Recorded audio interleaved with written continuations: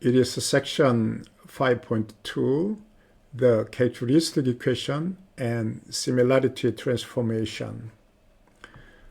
For an n by n square matrix A, an eigenvalue lambda of A and its corresponding eigenvector x are defined to satisfy Ax equals lambda x.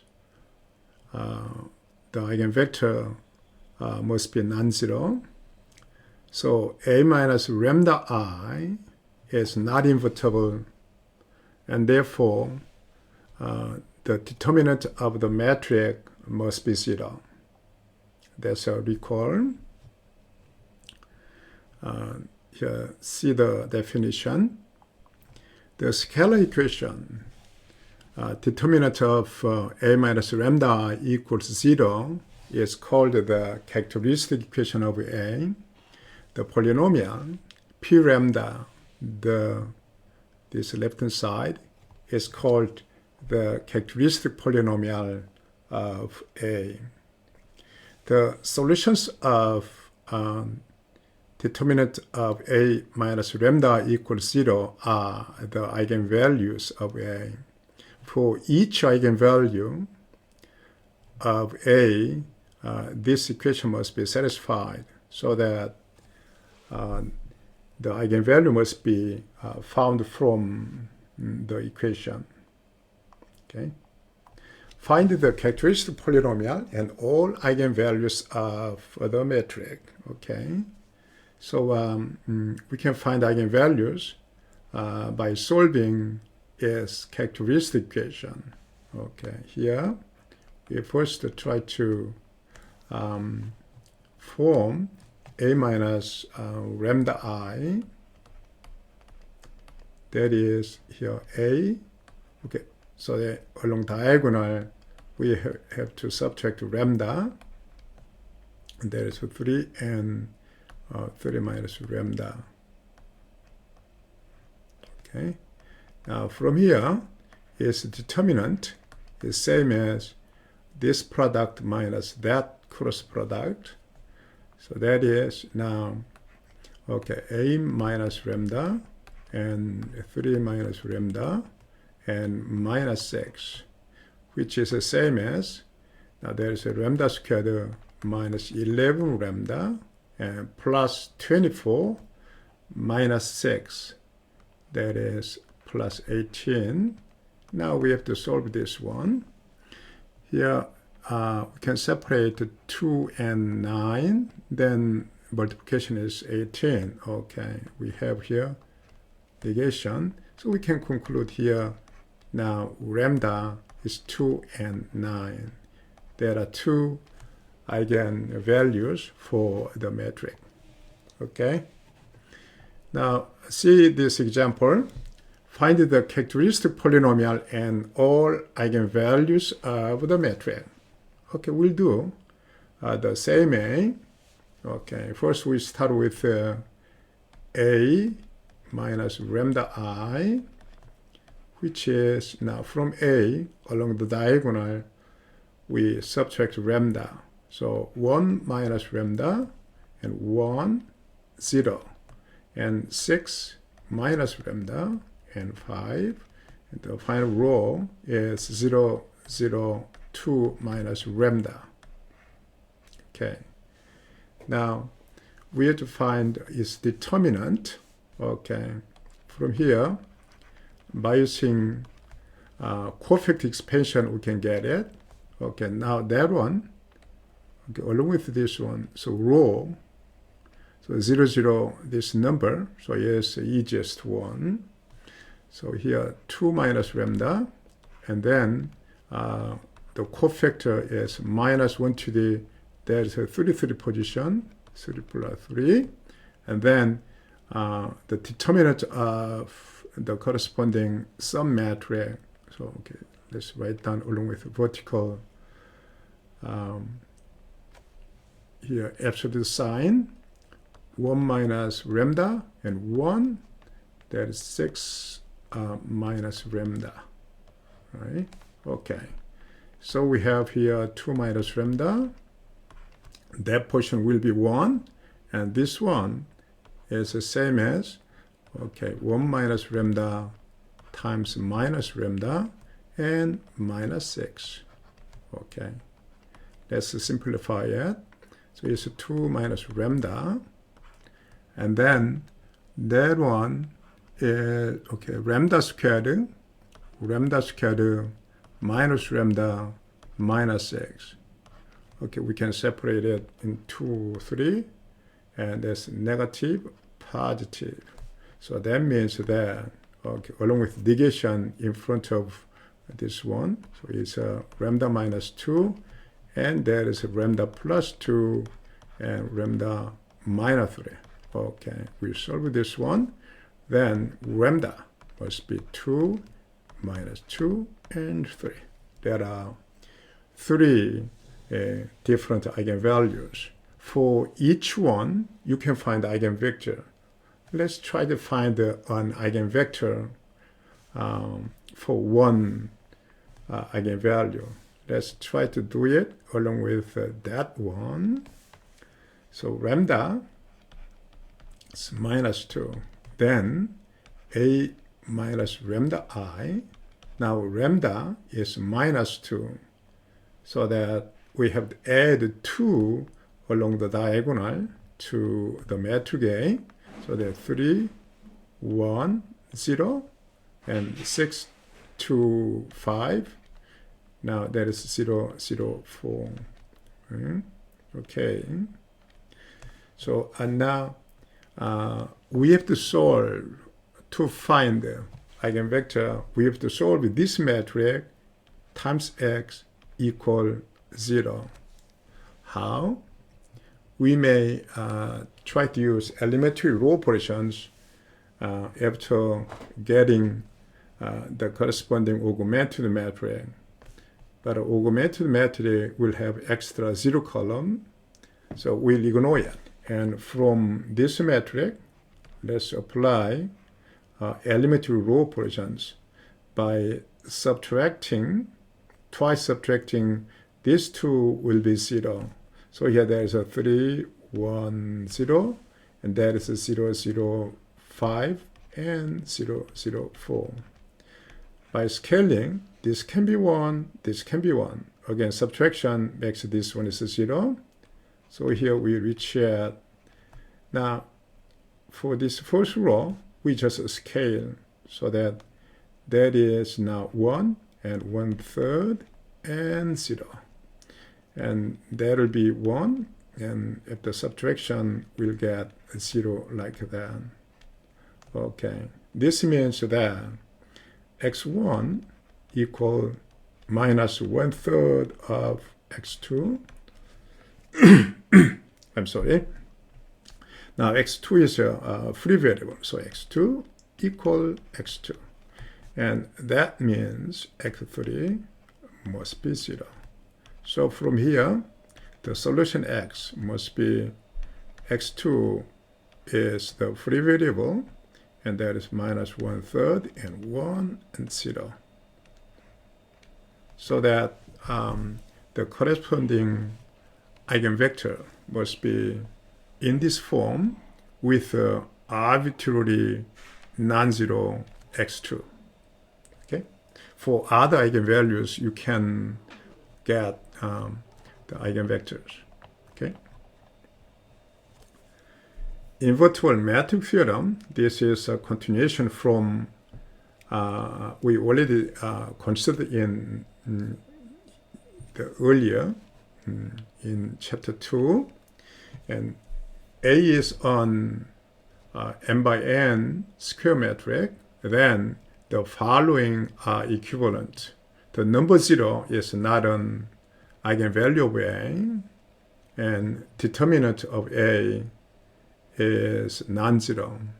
So that once it is invertible, then 0 cannot be eigenvalue, and also determinant is non-zero. Once 0 is an eigenvalue, then it's not invertible. Also, if determinant of A is 0, then A is not invertible. Okay. find the characteristic equation and all eigenvalues of this metric A. Okay, now when this is upper triangular metric, so if we start with A minus lambda I, then along diagonal we have to subtract lambda, so 5 minus lambda, and minus 2, 6, and minus 1. Now for the second row, 0, 3 minus lambda, and minus 8, 0. Okay, 0, 0, okay, 5 minus lambda, and 4. And finally, 0, 0, 0, 1 minus lambda. Again, this is upper triangular metric, and its determinant.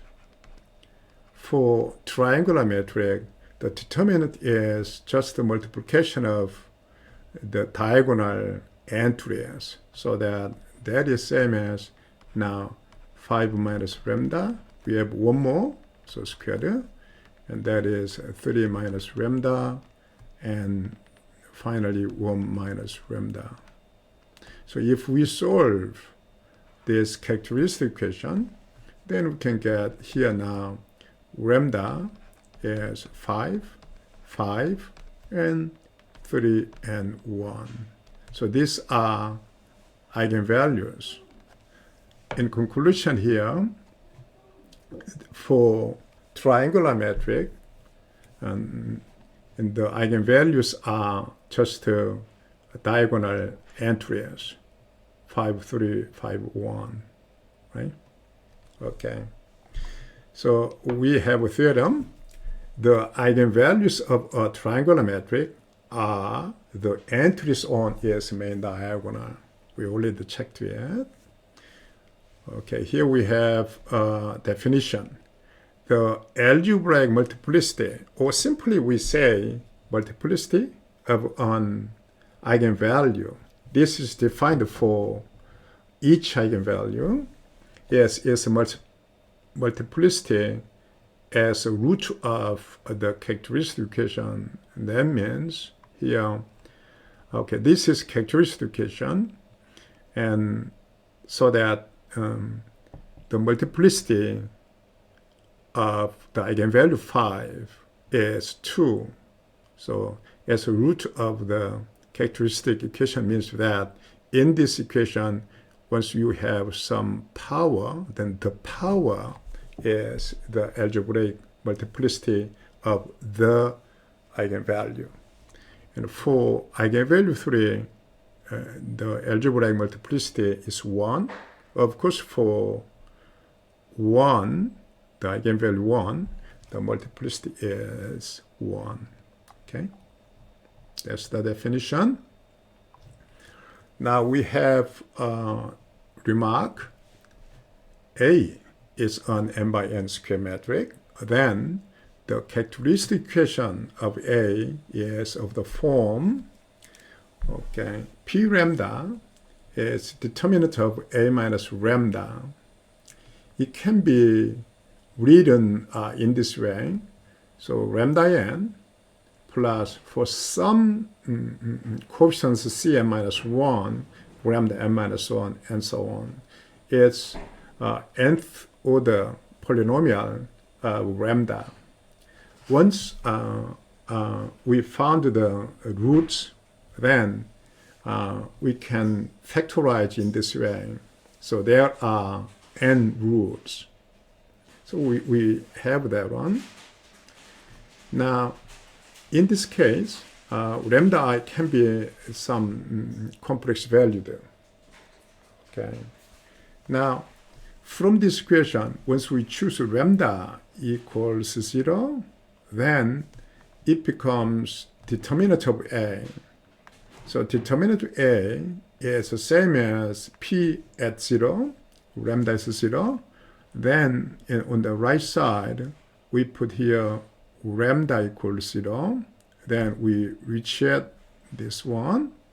Now, minus 1 to the n, this product 1 to n includes -1 to the n. So this will be canceled out.